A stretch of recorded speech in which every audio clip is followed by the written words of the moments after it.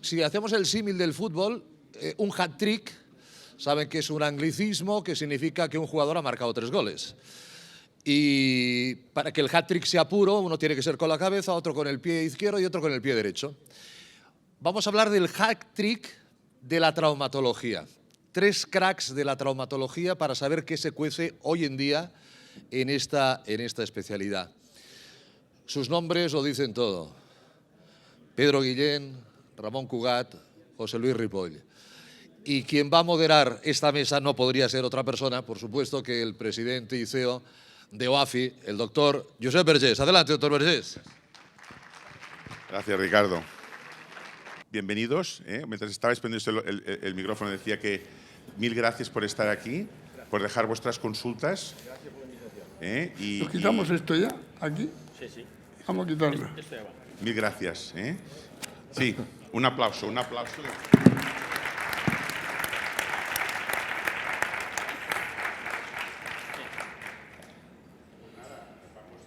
A ver, la presentación. Yo, claro, tiene un currículum que si lo explico va a durar 1 hora y no acabaremos, ¿vale? Por lo tanto, me vais a permitir, pues bueno, doctor Pedro Guillén, profesor Guillén, padre de la traumatología española, reconocido a nivel internacional, una persona que le gusta la investigación, que ha creado un gran equipo, que nunca tiene un no, nunca, que además pues ha sido un hombre, yo diría, que ha promovido la investigación básica y clínica, dijéramos, a nivel nacional e internacional, especializado en muchas áreas, podríamos hablar del trasplante de condrocitos, que ahora en estos momentos ya me dice que corte, bueno, pues sí, voy a cortar, etcétera, etcétera, ¿vale? El profesor Ramón Cugat, pues 3/4 de lo mismo, gran traumatólogo nacional e internacional, de persona muy reconocida, que además también tiene una fundación, que es la fundación, igual que el doctor Guillén, de la Fundación García Cugat, en la cual tuve el honor de ser presidente durante 4 años, y que realmente pues, bueno, se hace una investigación básica y clínica increíble, que ve muchos pacientes, que es un hombre también versado en esto, y que creo que, pues, bueno, en fin, el doctor Cugat, pues otra autoridad como el doctor Guillén. Gracias, Ramón. Y bueno, el profesor Ripoll, pues 3/4 de lo mismo, gran traumatólogo, también profesor, en fin, otra persona de un gran nivel científico, técnico. Y bueno, nos gusta ser un poco simpáticos o agradables, hemos puesto hat-trick, un poquito.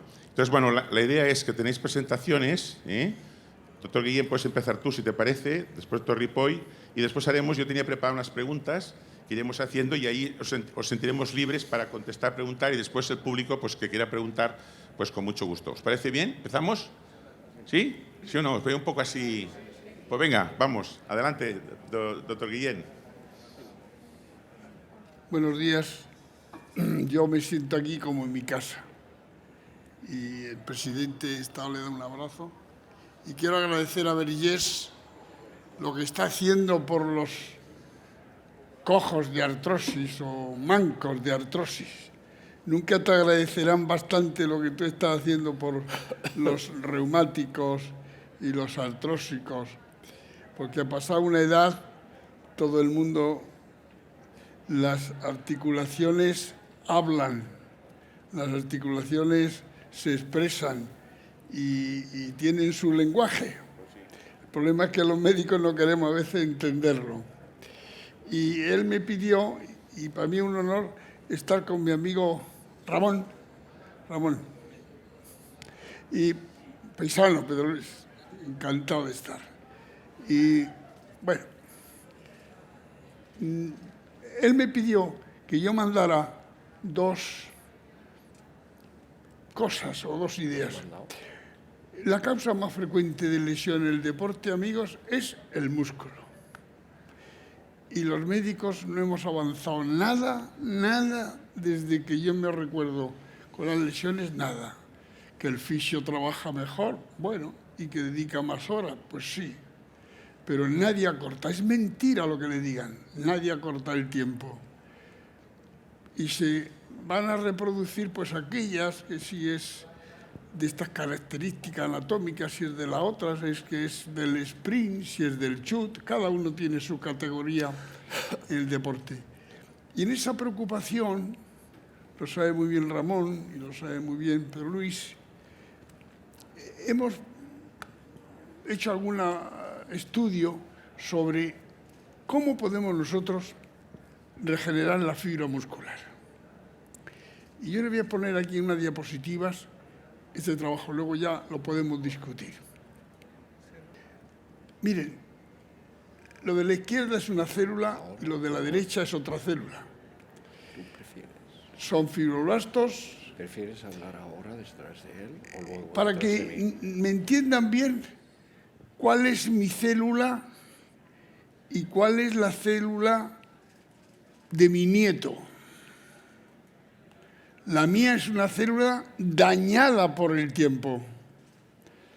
He podido ser drogadicto, no lo he sido, ¿eh? He podido ser borracho, tampoco. Y todo eso son cicatrices que se añaden al gen. Eso es el epigenoma. Es decir, yo soy yo y mis circunstancias, como dijo este gran hombre español. El gen de la célula, con el tiempo, lleva una serie de cicatrices que son las actuaciones que tú has tenido en la vida que te han dejado. O has sido tan limpio que no has tenido. Pero, sin embargo, sí que tienes un deterioro, aunque no tengas muchas cosas de estas. Y la medicina está ahora... Yo quiero que entiendan que no es verdad que se pueden vender décadas de vida. Eso es una mentira. Nadie vende décadas de vida, aunque lo dicen. Eso no es verdad. Pero lo que sí está el mundo de hoy es que quitar a esa célula la parte epigenética y la vas a dejar joven. Pero no embrionaria, la vas a dejar como tú eras, tu célula sin cicatrices. Eso lo comento porque esto está muy hoy al día, si el rejuvenecimiento, pero el rejuvenecimiento hay que entenderlo como que tu célula te la hacen más joven, pero sigue siendo tu célula la que puede seguir administrándote en mejores condiciones. Yo diría que yo quiero morirme joven lo más tarde posible. Entonces esa célula y a esa otra, que ahí se llaman de esa forma de IPSC, que son células mesenquimales, no le falta más que esto. ¿Y qué le ha pasado a esa célula? Pues todo eso que ven ahí. Que le han operado de la cadera, que ha tenido un accidente, que ha tenido una hepatitis, 1000 cosas. Y todo eso se va añadiendo, o que has tomado un tóxico. Una de las discusiones que hemos tenido nosotros con el grupo americano es que dijo, es que los productos que están ustedes poniendo son teratógenos, producen tumores. Y le dije, claro, ¿a usted le han operado alguna vez? Y dice, sí. Digo, le han puesto, y dice, Propofol. Me dijo muy mal dicho. Digo, pues mire usted, si en vez de 1 gramo le ponen 5, usted se muere. Todo es cuestión de dosis. Claro que la aspirina es muy mala, pero a dosis altísimas, si no, lo es normal. Y hubo una discusión, Ramón, muy grande con ellos. Porque sí, pero se producen tumores. Pero se producen tumores al rejuvenecer estas células porque no controlábamos ciertas cosas. Y que el trabajo de investigación no vas buscando si se mueren o no. Tú quieres lo que buscas y luego ya le quitarás lo que es malo. Pues eso, todas esas circunstancias es lo que se le quita. Pero no deja de ser tu célula y la que tú tenías. Miren, estas tres es el mismo gen. Y sin embargo ha cambiado. ¿Qué ha cambiado? Los años que le ha echado la última a ella. Ahí abajo yo no he expresado justo lo que, o por lo menos no está escrito lo que yo quiero decir. Una de las grandes hazañas del mundo es en el momento que una mujer queda embarazada, le borra la edad. Va a nacer negro o blanco, alto o bajo, gordo o flaco, pero a 0 edad. Le han borrado la edad. Eso no ocurre fuera.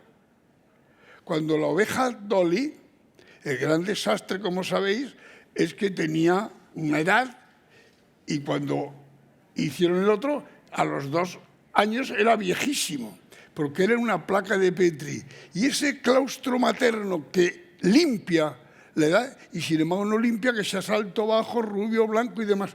Eso es uno de los grandes misterios y hazañas que tiene, y solo lo tienen los animales y las personas, todo el mundo, pero ocurre en ese momento. Y no naces con los 22 años tuyos y 22 de tu mujer, sino 0.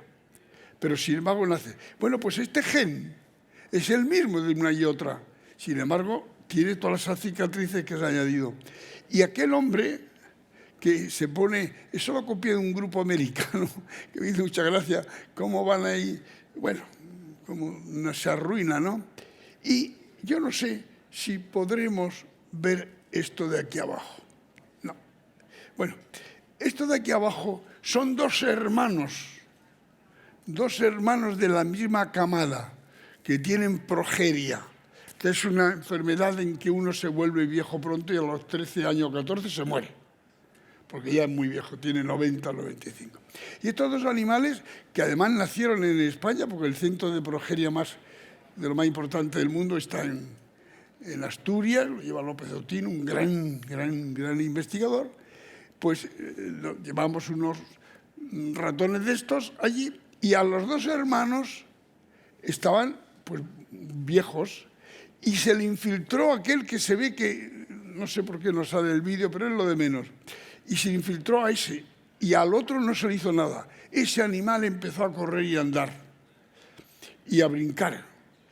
Fueron sacrificados los dos, y en ese tenía la musculatura de un ratón joven, no tenía nada que ver con su hermano. Este fue el primero que el año 16, cuyo primer autor, Ocampo, que hoy trabaja, gallego, que trabajaba entonces en el Sol Institute y hoy está en Suiza, un gran investigador español, y fue el primer autor de este trabajo que colaboramos nosotros. Y entonces ahí pueden ver cómo cogimos tejidos y cada tejido era de un animal joven. Eso es rejuvenecer, pero eso no es regalar años de vida. Pero lo que voy al músculo, que he puesto eso, que he entrado con eso, porque voy en 2 diapositivas, ven el avance que puede suponer al músculo lo que estamos haciendo. Yo sé que algunos estáis con mucho interés viendo esto, y esto, bueno, tengo que agradecer que la NBA nos ha llamado y estamos en conversaciones con ellos. Yo no les llamé a la NBA, solo hice una cosa, que me llaman, y entonces yo supe que había estado en Estados Unidos Emilio Butragueño, que estuvo tiempo allí, y le dije, tú dices, si yo los conozco, y nos ha ayudado mucho, estamos con la NBA, porque veréis lo que ha ocurrido. Miren, este trabajo, publicado en Nature, no llega a un año, en la parte de arriba es un músculo control, y en el de abajo es un músculo al cual se le han aplicado estas moléculas. Y hemos visto cómo han producido muchas más fibras musculares. Por tanto, estamos en condiciones de poder aumentar el número de fibras musculares de un músculo. A ese ratón lo hicimos con la papaya. La papaya es un producto y destrozó el músculo. Y luego el referee que nos hacía la copia nos dijo, oiga, ¿y usted que es médico traumatólogo? ¿Por qué en vez de darle papaya, que es un producto químico, no le rompe el músculo a ver si es verdad? Y tuvimos que empezar otra vez. No, creo que te lo conté una vez. Y tuve que empezar otra vez, entonces, a coger al músculo, a romper el músculo y a ver qué pasaba. Esas fibrillas musculares, es verdad que con este procedimiento las estamos multiplicando en número de fibras. Y eso sí que es real, que va a acortar el tiempo de curación, seguro. Pero no solamente por la lesión muscular del atleta, que es importante, sino por el hombre edado que va perdiendo tono, y para eso son muchos los que hay, no mucho más que los lesionados en el deporte. Y para eso será también una forma muy eficaz de poderlo. Y entonces termino yo con esto. Fíjense lo que se hizo en este. La primera figura de la izquierda es un músculo y se le aplicaron los factores Stoya-Manaka. Pero Era un animal transgénico que llevaba dentro de su cuerpo esas moléculas, las 4. Esas moléculas no se ponen en marcha si no las liberan. Y entonces a ese animal, ese músculo sano con esas moléculas dentro, se le dio cardiotoxina que provoca una lesión muscular. Pero debajo, en la otra diapositiva hemos añadido trauma, porque también lo hemos hecho con un traumatismo, no solamente con un producto químico. Y entonces en el segundo tenemos ya una lesión muscular instaurada en el ratón. A ese ratón le damos a beber agua con doxiciclina, que es un elemento que deja libre a los factores de Yamanaka, que el animal tiene porque lo hemos configurado. Ahora habrán leído que han trasplantado corazones y órganos desde un cerdo. Ese es también transgénico. Ya hay fábricas americanas de animales transgénicos.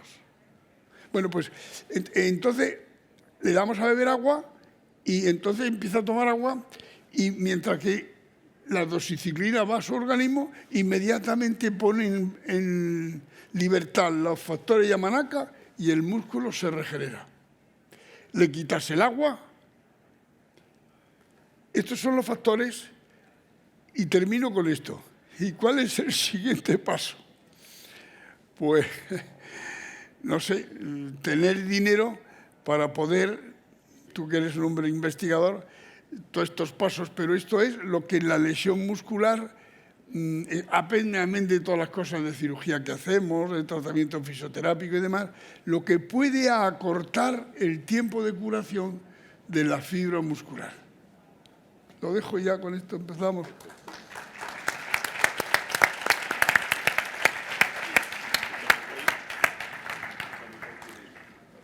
Muy bien. Es bonito, es bonito. Es muy bonito, muy bajo. Lo que pasa es que va a demostrar que sea verdad. Esto, Bueno. días, hay que trabajar. Esto es lo malo que tiene torear después de Manolete. El doctor Cugat y yo nos hemos puesto de acuerdo en retirar nuestras presentaciones largas y ceñirnos un poco a las preguntas que el doctor Beller tan amablemente nos ha enviado para hacer esto. Como introducción, yo diría que se cuece en la medicina deportiva actualmente. Se cuecen médicos. Médicos es lo que se cuece aquí. Porque el papel del médico es cada vez más expuesto en esta cadena de mando, que hoy en día es la alta competición. Y una palabra solo para que la solidaridad entre nosotros sea patente, no decaiga y nos apoyemos unos a otros, porque somos todos víctimas de una presión a veces insoportable, que es injusta para nosotros. Entonces, dos palabras sobre la pregunta del doctor Bellés. ¿Cuál es el proyecto que en este momento Ripoll y Prado Sport Clinic tiene? Son 4 diapositivas. Bueno, pues esto es un poco un título literario, ¿verdad? Un poco buscando el interés literario. Nosotros estamos en este momento en busca del diagnóstico objetivo del aparato locomotor. Es decir, intentamos reducir... ¿Me ayuda? Un minuto, señorita. Para pasar la siguiente es... Vale, perfecto. Para buscar reducir el factor operador dependiente, voy a tardar 3 minutos. El factor operador dependiente en el diagnóstico que nosotros hacemos a nuestros enfermos. En resumidas cuentas, no se trata de sustituir el diagnóstico médico, la participación del médico en el proceso, sino que el médico no beba en aguas contaminadas. Es evidente que la radiografía, por poner una rodilla en bipedestación, desgraciadamente en España todavía es operador dependiente, pero no debería serlo. Es una prueba muy fiable, es una prueba muy objetiva, sobre todo la proyección de Schuss, que nosotros como pertenecientes a la escuela lionesa es donde basamos nuestras indicaciones. Así que exploración clínica, historia como clásicamente, proyección radiológica. La resonancia magnética es una prueba subjetiva depende mucho del tipo de máquina con el que se haga y sobre todo de la persona que lo interprete, el radiólogo que lo interprete. Por eso nosotros estamos haciendo ahora un Big Data acotado sobre lesiones del ligamento cruzado anterior que se producen en el primer mes, cuya imagen es patognomónica. Y esta es en este momento nuestro trabajo con el Instituto Ortopédico Riccioli, profesor Leardini, que como sabemos es el presidente de la Sociedad Mundial de Biomecánica y está en el top 10. Intentamos hacer un electrocardiograma del aparato locomotor. Intentamos medir en milímetros en dinámico las inestabilidades de rodilla, los déficits de movilidad que estas articulaciones puedan tener. El estudio se hace en 5 dimensiones, nos transformamos en aquel avatar, al fin en los huesos, que dijo Oscar Wilde, ¿verdad? En su tumba pone, pues nos transformamos en aquella especie de avatar y con bancos de datos y Big Data y con inteligencia artificial y una serie de test que entre otros ha diseñado el doctor Núñez, que está por aquí, conseguimos o estamos en camino de conseguir una cierta traducción a números de impresiones. Nuestro avance, ¿cuál pretende ser? Unidos, ya digo, al Instituto Riccioli. 1. Traducir a parámetros numéricos las impresiones que se obtienen durante la exploración clínica. Tener un Big Data acotado de resonancia. Y, por último, además de tener estos parámetros, suprimir la exploración en estático o complementar la exploración en estático, puesto que para nosotros los ligamentos son solventes o insolventes mecánicamente. Esto de la rotura parcial y todo esto pasó un poco a la historia. Entonces vemos si la persona, en función de sus necesidades y capacidades, ese ligamento le va a responder en un momento dado. Esto es lo que en este momento nos tiene ocupados y nos tiene con el Instituto Ortopédico Riccioli, ya digo, en un proceso de investigación que se prolonga ya 4 años.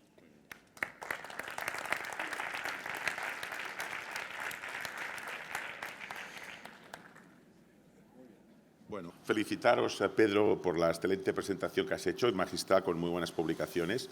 Muy interesante toda esta línea que dices, ¿no? El tema muscular es una asignatura pendiente, como comentábamos esta mañana, ¿no? Doctor Cugat, ¿qué quieres comentar un poquito al respecto de lo que has visto con el doctor Guillén y con el doctor Ripoll? ¿Quieres comentar alguna cosa? Y después voy haciendo yo preguntas y... Perfecto. Bueno, antes que nada, gracias por la invitación. Gracias a ti por venir. Tenernos aquí articulando el deporte. Bueno, lógicamente somos somos 3 amigos, veteranos. Yo creo que soy el más joven de todos, pero vaya. Francamente, el profesor Guillén siempre nos depara estas situaciones, pues que ahora ya no las células, ahora ya hay que hablar de la epigenética. O sea, esto es alucinante, es muy bonito, pero nos queda todavía un largo camino. Pero bueno, él va tirando estos conceptos, como aquel que no dice nada y nos dice mucho.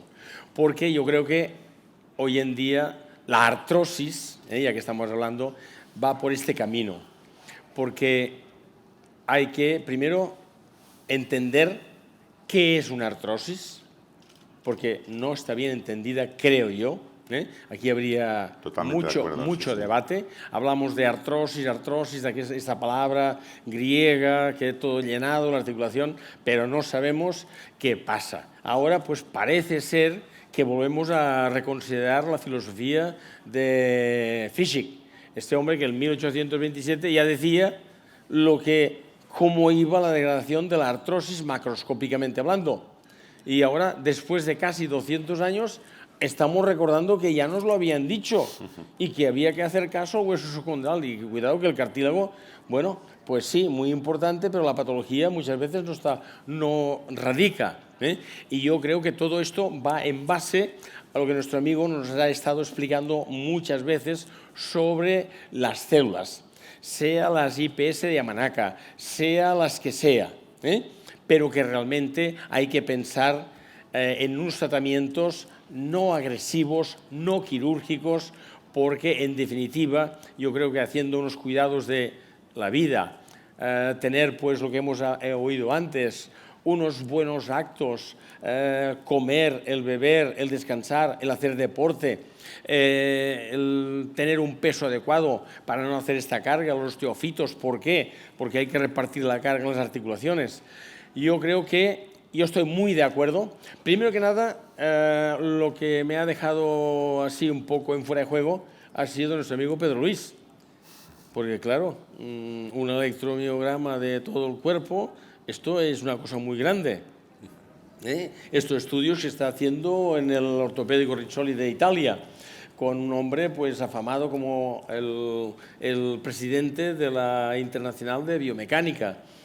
O sea, nos están dando unas lecciones de una cosa futura. Quizá la biomecánica yo diría que es más presente y claro, pues el más joven, lógico, es el que nos manda un poquito más hacia el futuro, hacia las células, nos va hacia la reprogramación, y luego otra cosa, pues tendríamos que hablar qué pasa con la reprogramación, lo que dicen los teratomas, porque ya los japoneses hace años dijeron, uy, sí, cuidado, cuidado, y ahora parece ser que pues la reprogramación de Yamanaka con mucho cuidado porque podríamos tener consecuencias graves, alteraciones genéticas, etcétera, etcétera, y de aquí que yo creo que la Agencia Española del Medicamento aquí tiene que ver mucho y que nos controle a todos. Sí, sí. Pero vaya, yo como siempre maravillado de aquí nuestro gran amigo don Pedro, y como no, bueno, en sí yo creo que son los dos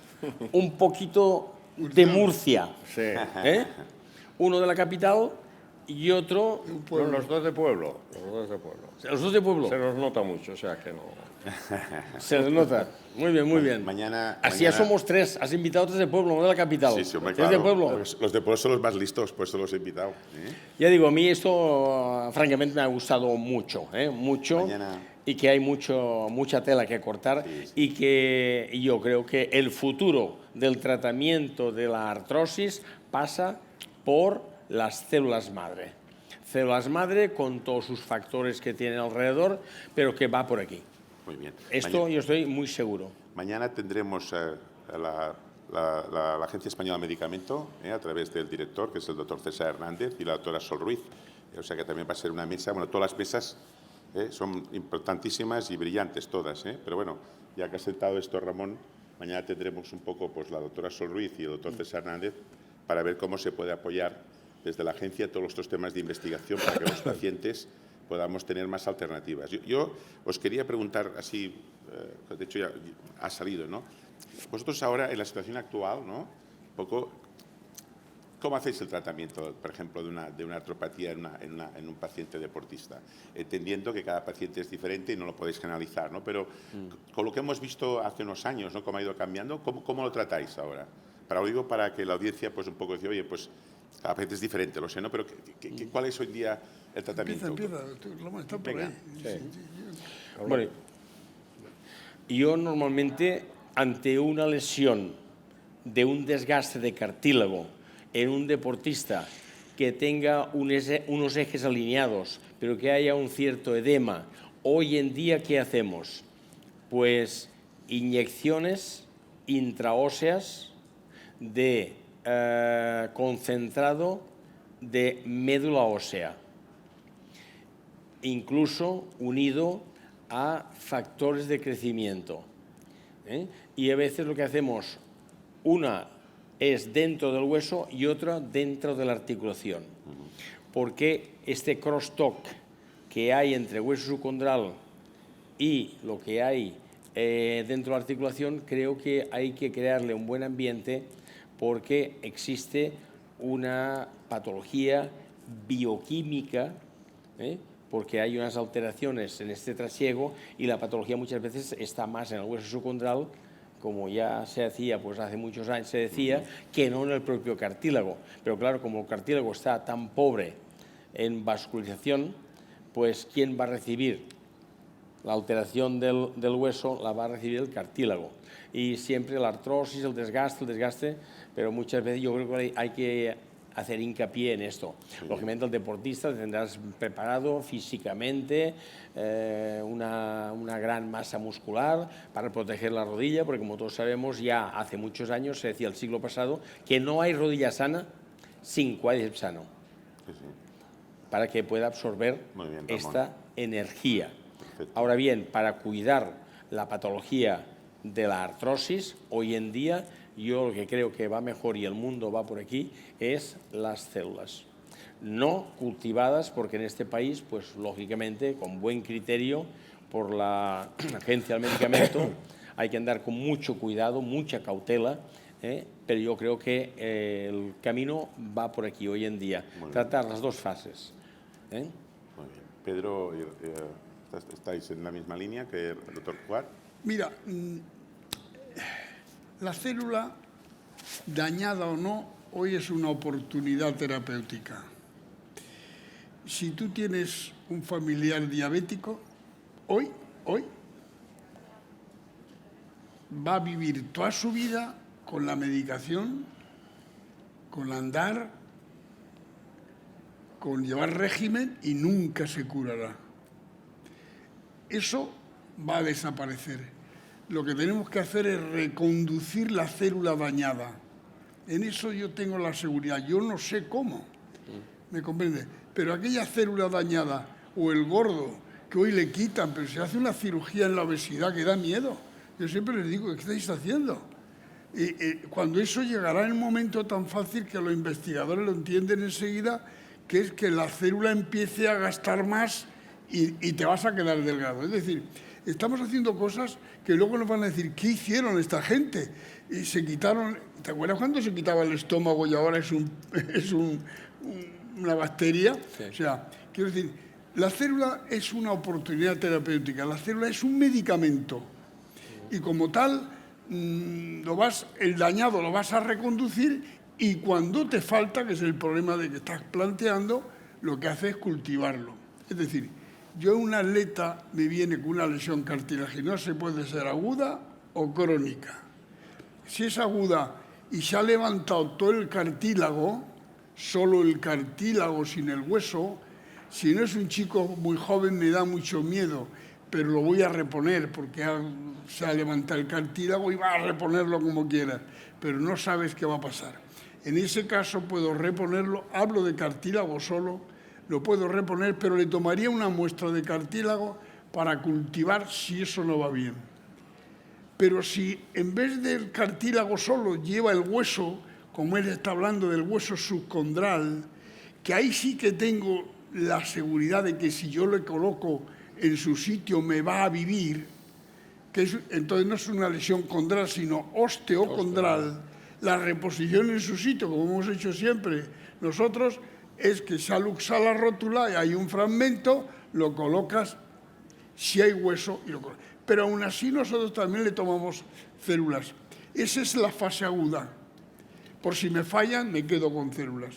Pero el crónico, él muy bien ha dicho, porque es una palabra sabia, si está bien alineada y si tiene meniscos, porque si tú no tienes meniscos y estás mal alineada, todo lo que hagas no vale de nada, porque ya está tan presionado que tú no, si pudieras poner un menisco que viviera siempre, pero no puede ser. ¿Cuándo viene en el caso estos? Mira, nosotros lo hemos hecho todo, pero hay cosas que tú como especialista en esto sabes que la reparación de un tejido no es la regeneración de un tejido. El hígado, a ti te trasplantan un tercio de hígado y se forma un hígado. Y la córnea, y la fractura, el hueso también une, pero el resto de las estructuras no regeneran, reparan. La reparación, entonces, es un tejido de una calidad deficiente, que puede resolver y carga y no pasa nada, pues adelante. Yo no tengo nada contra el que se forme un tejido de reparación que sea bueno. Lo que quiero decir que ese tejido en los análisis no va a tener colágeno tipo 2 y proteoglicanos, etc. Y solo he encontrado yo, y me ha fallado cuando son cultivos autólogos la réplica del tejido original, que son células autólogas. Pero mi sueño no es ese. Mi sueño es, si yo al cartílago le llamo el tejido blanco, porque ¿verdad que es blanco? Yo le llamo el blanco. Le digo, lo he bautizado y no me apeo. Es blanco. Pues lo miras, ¿y qué quiere decir eso? Ramón, que no tiene sangre. Entonces, ¿cómo se va a reparar si no tiene sangre? Pues ese tejido blanco, cuando yo entro y lo veo blanco, y lo veo así, digo, si no tiene sangre, sin embargo, miras el músculo, está rojo. ¿Y por qué está rojo? Porque tiene sangre. Y cuando el hueso ves tú que está muerto, está blanco, blanco, blanco, y sin embargo el cercano. Es decir, ese tejido blanco, cuando yo lo veo así tan deteriorado, o yo le coloco su propio tejido, sus propias células, o creo que no se resuelve. Pero a donde yo iba es que yo sueño con un jarrón de elixir de la larga vida que sea de cartílago ya cultivado. Es decir, si yo del banco de huesos, tú y yo y los tres, tomamos huesos de un banco de huesos y lo ponemos en un enfermo y pega la fractura, ¿por qué no va a ocurrir lo mismo con células de cartílago que no tienen vasos? El sueño es hacer una copia halogénica de otra persona y poderlo inyectar y tenerlo allí para hacerlo. Porque creo que solamente en ese momento tienes el tejido original, pero no quiere decir que es el único que da buenos resultados, ¿eh? No, hay otros que dan buenos resultados. Muy bien. Doctor Ripoll. Muy bien, creo que los tres más o menos estamos en la línea con sus matices. Yo me voy a remontar un poco más a vista de pájaro en cosas que implícitamente están en sus intervenciones. Ideas clásicas, tecnología moderna. Esta es una de mis frases preferidas que decía uno de mis maestros. Entonces yo, para hacer una indicación de una lesión en un cartílago, primero tengo que saber las características del paciente, luego tengo que saber las características de la articulación que voy a tratar, luego tengo que saber las características de la lesión de la que me voy a ocupar y luego tengo que tener una filosofía para tratarla. Obviamente, el paciente es muy distinto según el nivel de actividad, la edad, el peso y las enfermedades concomitantes. El grado de osteoartritis que en ese momento tenga la articulación determina para nosotros lo que podemos hacer. Grados de osteoartritis superiores a 2, no hacemos tratamiento de lesiones de cartílago generalmente aislado, no hacemos esto. Los ejes articulares son fundamentales, que nosotros medimos en la proyección de Schuss, que como sabemos anticipa un poco lo que va a pasar en carga. Y por último, esa articulación, ¿qué elementos tiene y cuáles ha perdido? ¿Está menicectomizado? ¿No está menicectomizado? Paciente, articulación, lesión, tamaño, profundidad de la lesión, ubicación. Esto también es un dato importante y también se tiene en cuenta si se le ha hecho alguna técnica anteriormente a esa lesión ya que no haya ido bien. ¿Y cuál es nuestra filosofía? Esto es muy importante. La filosofía es que la rodilla actúa, por hablar de una articulación, ¿verdad? La rodilla actúa como un órgano. Nuestro objetivo, como muy bien ha dicho Pedro, es que dure tiempo. Para esto, en la medida de nuestras posibilidades, hay que impedir que el cartílago articular se deteriore por las razones que aquí se han expuesto en cuanto a cicatrización, capacidad que tenemos de reponerlo, etc.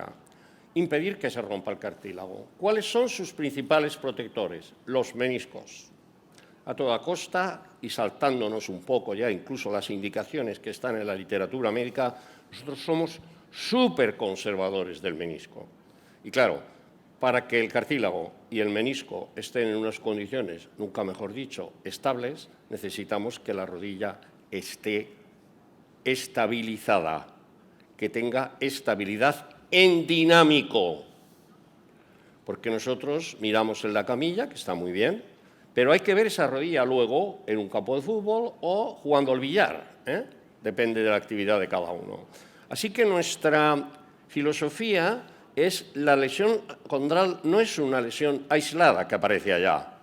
Tenemos que buscar la etiología, si es por inestabilidad, si es una enfermedad primitiva o si es un problema de una menicectomía que se le ha realizado. Y en función de esas tres variantes que manejamos, aplicamos terapias de base biológica soportadas por estructuras, sin dejar de lado algo que a nosotros nos parece de un valor importante, los injertos frescos osteocondrales. Nosotros somos muy del injerto fresco osteocondral. Estos injertos que en este momento estamos poniendo de alrededor de 15 milímetros por artroscopia, que se puede hacer bien, pues la verdad es que a nosotros estamos encantados, porque es una técnica que bueno, está muy acreditada en la literatura médica, es difícil de obtener en España, creo que esto nosotros deberíamos de influir para que esto se hiciera más, y es una técnica en un solo paso, con unas ventajas bastante sólidas. Biológico más armazón o injerto osteocondral, teniendo en cuenta paciente, articulación de la que hablamos, ubicación y tamaño de la lesión. Esta es un poco nuestra filosofía actual, que resume un poco, yo creo, el pensar de todos, más o menos. Perfecto. Muchas gracias. Esta mañana hemos presentado datos que tenemos en la Fundación, que diríamos que en España, bueno, decimos que en España alrededor hay 7 millones de personas con artrosis sintomática, o sea, que tienen dolor e incapacidad funcional. Asintomática, estaríamos hablando del 30% de la población. Nosotros ya lo definimos como un tsunami, ¿no? Aparte, comentamos con el sentido correcto de la palabra que España se está convirtiendo en un geriátrico en Europa. O sea, España es el país hoy día más longevo de Europa, conjuntamente con Italia, y viene pues mucha gente de Europa, ¿no? Pues, bueno, a retirarse en España, ¿no? Baleares, Canarias, Andalucía, Cataluña, en fin, por todos lados, ¿no? Lo cual quiere decir que el tema articular juega un papel clave, ¿no? Por lo tanto, aquí el tema de la I+D es fundamental, y una de las cosas que estamos de acuerdo es que hace falta hacer mucha más I+D, ¿no? Entonces, las dos preguntas que os haría es, ¿estáis de acuerdo con esto, la importancia de la I+D y cómo veis y para dónde va a venir la I+D? Y después también, claro, como estamos viendo tantas lesiones, lo comentaba el doctor Gil Rodas esta mañana y también el doctor Villalón, ¿no? De que cada vez más vemos más lesiones musculares, ¿no? Es una cosa que es brutal y vosotros lo estáis viendo cada día en vuestra clínica habitual. Entonces, ¿qué podemos hacer? La segunda pregunta es, ¿qué podemos hacer para evitar estas lesiones musculares tan frecuentes que estamos viendo hoy en día, dijéramos, a nuestro país? Son las dos preguntas que os podría hacer, ¿no? Lo queráis, sí, Ramón, por jugar. Bueno, el músculo es muy frecuente, primero porque en el mundo del fútbol, que es el que yo me muevo, en la mutualidad de futbolistas españoles, yo me voy a centrar en Cataluña, 200.000 licencias, 25.000 lesiones cada año de promedio, y la que realmente pues va creciendo más es la muscular. ¿Por qué? Bueno, porque aumenta la competencia, se juegan más horas, se entrena más, hay más fatiga, hay menos descanso, y yo creo que estas son las bases porque se lesionan más tanto los amateurs como los profesionales. Los amateurs porque quieren llegar a profesionales, quieren superarse y se la juegan. Y llega un momento que el cuerpo humano aguanta lo que aguanta. Y entonces, pues claro, hay un deterioro. En esto hablaríamos días y días, desde la dieta, etcétera, etcétera. Y luego, pues que hay que tonificar muy bien la masa muscular, porque los músculos son los que dinámicamente sustentan las articulaciones. Por ejemplo, en el fútbol hay una gran patología, el pubis. ¿Por qué?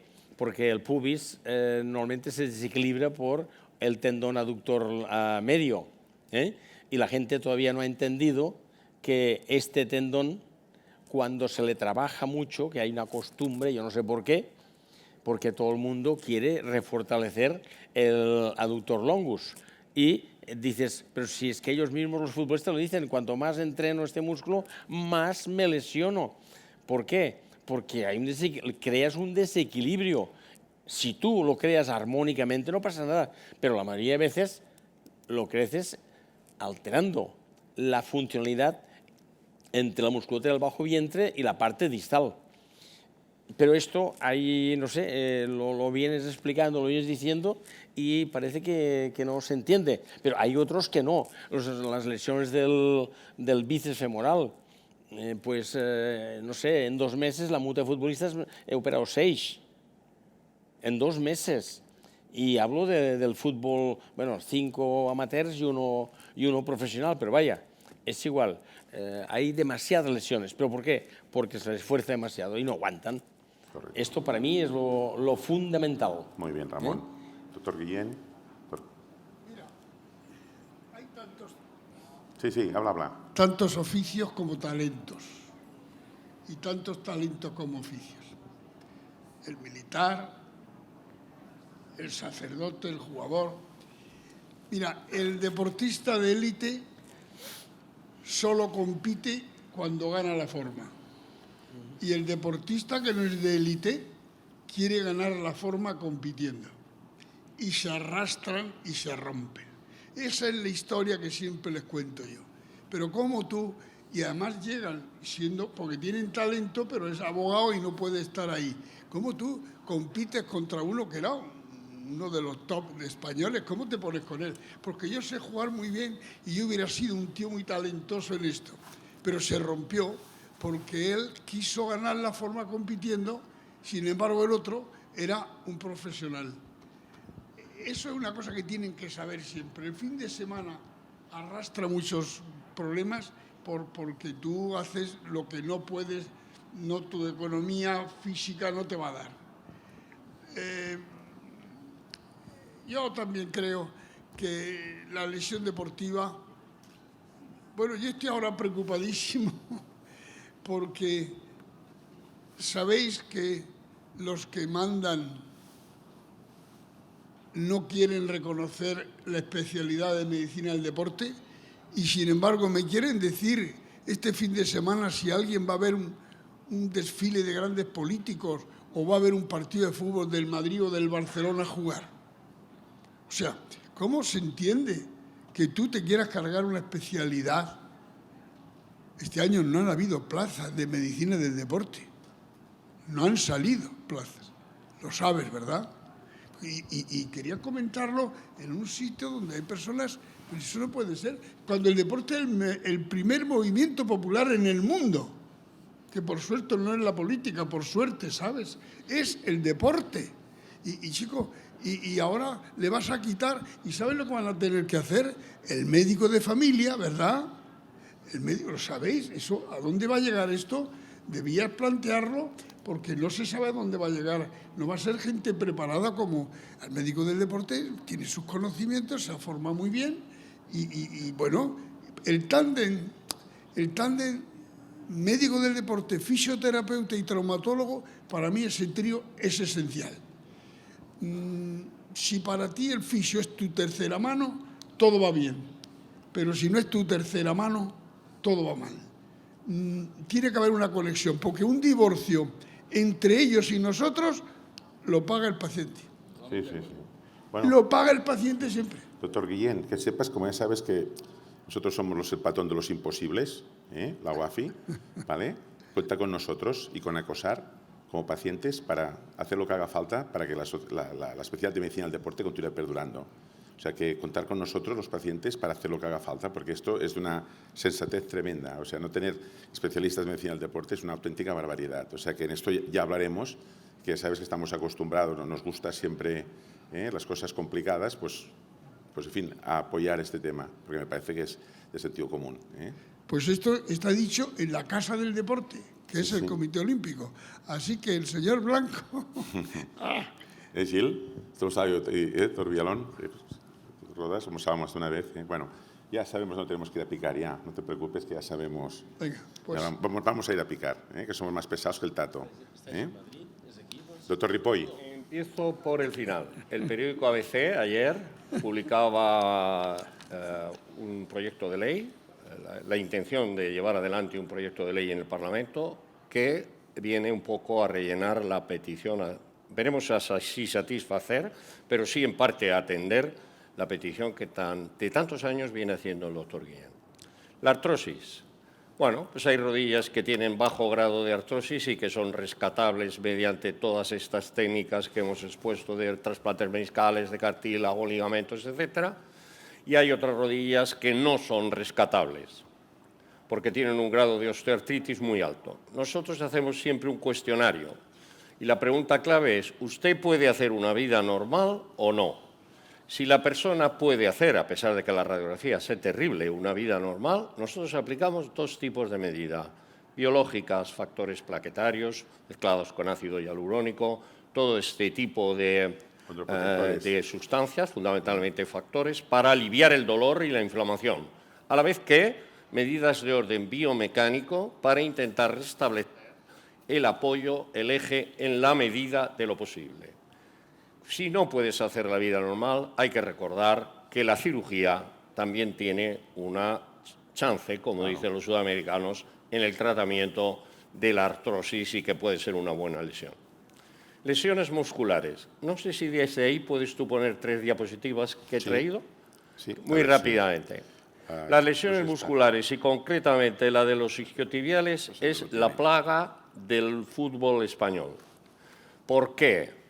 Pues fundamentalmente porque se aplican muy poco los criterios del médico y por el contrario sí son interesantes. Sí, a ver, ahora vamos a ver dónde está. Son 3, no sé. Las chicas las tienen. Sí. Y por el contrario, los entrenadores, preparadores físicos, a los que tengo un enorme respeto, y jugadores puentean con una frecuencia más de lo deseable la prudencia que siempre recomendamos los médicos. Esta noche podríamos tener un ejemplo de ello, no digo más. Pero es verdad que si se nos hiciera caso a los médicos y a las pruebas complementarias que nosotros hacemos para diagnosticar la ubicación, el tamaño y el tratamiento de la lesión, pues, por ejemplo, ese 30% que tienen las lesiones de isquiotibiales hoy en día de recidiva, pues tal vez no se darían. En todos los clubes tenemos casos que no vamos a nombrar aquí, que pasarán a la historia del deporte, al anecdotario de la historia del deporte, de jugadores y entrenadores que por su cuenta han hecho uso de su criterio personal iluminados por diferentes personas. No está. Sí, no está. Bueno, ahora te las pones. Para el tratamiento de lesiones musculares. Punto y final. Reivindico también para la gran lesión muscular, especialmente cuando afecta tendón, el tratamiento biológico siempre, más menos cirugía. Creo que se operan menos lesiones musculares de las que se deberían de operar. En general, hay un espacio para la cirugía en las lesiones musculares, cuando son de gran tamaño y sobre todo cuando afectan las inserciones tendinosas.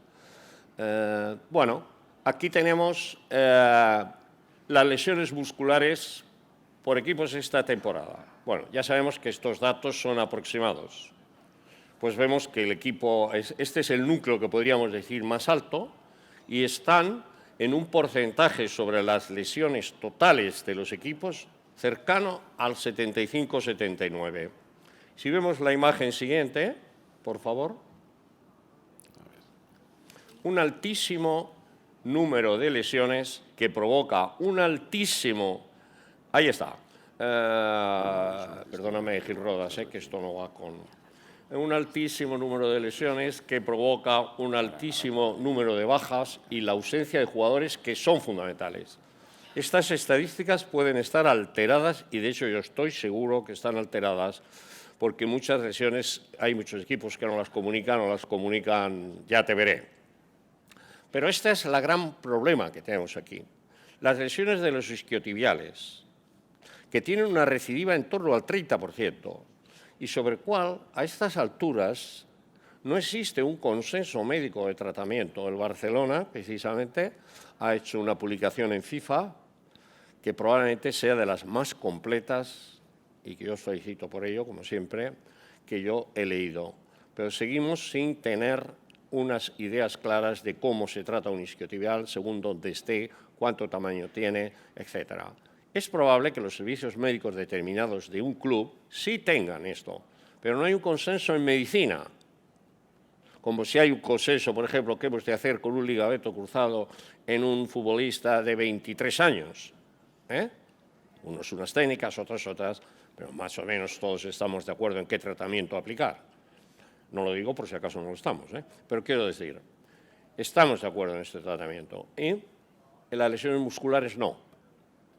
Y en las lesiones musculares, como muy bien ha dicho el doctor, el papel del médico deportivo con mucha frecuencia se ve suplantado, eludido o minusvalorado en el conjunto de la toma de decisión de la vuelta a la práctica deportiva en función de criterios del propio futbolista, del propio entrenador o de sus cuadros de confianza. Llevo 30 y algún años, José María lo sabe, tú también y vosotros en el mundo del fútbol, respeto a todo el mundo. Lo único que reivindico es nuestro espacio, no en detrimento de nadie, porque todo el mundo tiene, como es natural, su know-how, tiene su conocimiento de este tema. Pero creo que en este momento las lesiones musculares es un tema que hay que darle una vuelta dentro de los tratamientos que hacemos en el fútbol. Muy bien. Bueno, pues yo había prometido que nos retrasaríamos algo, nos hemos retrasado unos 15-20 minutos, pero es que es imposible con estos, dijéramos, 3 cracks, dijéramos, los tenemos que aprovechar. Me perdonáis que ya os he avisado que 15 o 20 minutos más tendríamos. Deciros que, bueno, pues que muchísimas gracias, que se nos ha quedado corto, Lo que está claro, continuaremos, por la tarde también hay más mesas, ¿no? Y también estás tú. No os mováis, que tengo una sorpresa para los 3, no os mováis. Entonces, gracias por estar aquí. Está claro que se va a hacer mucha más I+D en todo lo que es el aparato locomotor, está clarísimo, tanto de lesión condral como lesión muscular, etcétera, etcétera, ¿no? Y que, bueno, y que hay alternativas posibles terapéuticas, o sea que hay esperanza, tenemos que dar esperanza a nuestros pacientes de que realmente están haciendo cosas y se van a hacer, ¿no? Y por tanto, os agradezco mucho que 3 personas de vuestro nivel profesional y capacidad profesional estéis aquí con nosotros y muchísimas gracias, Un gran aplauso. Gracias. Bueno. Justamente tú, Pedro, has hablado no sé qué has dicho ahora, del árbol de la vida, ¿no? O sea, no sé si es que alguien te ha chivado algo o qué, porque tenemos aquí un árbol de la vida que te queremos regalar, ¿me entiendes? Que está hecho con mucho cariño, que además hemos preguntado a tu familia cosas, o sea, que aquí tienes cosas que son personales, ¿vale? Y entonces, más que nada, es un pequeño detalle, ¿me entiendes? Que te queremos tener todos los pacientes, ¿no? ¿Me entiendes? Como gran traumatólogo y gran persona y en fin, un gran padre de la traumatología, etcétera, Gracias. Oye, pero ¿cuántos nietos ya tienes? ¿Cuántos hijos? No tengo más que 3 Siempre hijos. te llevas algo de todos sitios. Bueno, Ramón, ¿qué te crees? ¿Que para ti no hay tampoco o qué? Pero bueno, ¿qué te crees? ¿Que tampoco? Yo todavía soy muy Doctor joven. Cugat, hombre, yo soy muy bueno, joven, hombre, no, claro que es joven. Y por muchos años, Pues Ramón. Los homenajes se hacen a los mayores. No, pero nosotros, se hace en vida, tú. Aquí en España los homenajes cuando la gente se muere, homenajes tú. a los mayores. Perdona, En vida, los homenajes en en vida, tú. Ay. En vida, Ramón, no cuando se muere, tú. En vida. En vida. Siempre tenéis que hacer algo el agradecimiento en vida, Ramón, Gracias. ¿qué quieres que te diga? Pues lo mismo, Gracias. 3 cuartos de lo mismo, Ramón. Gracias. Doctor Ripoll, también es para ti. Esto no lo hacemos a todo el mundo, esto ya es el fin, Bueno, pues nada, yo espero que doctor Ripoll 3 cuartos de lo mismo. Muy agradecido también. Muchas gracias. De verdad. Y bueno, Una foto. sí, hombre, que lo podemos ponerse aquí, venga, va. Ponte aquí. Una foto. Sácalo, guapillo.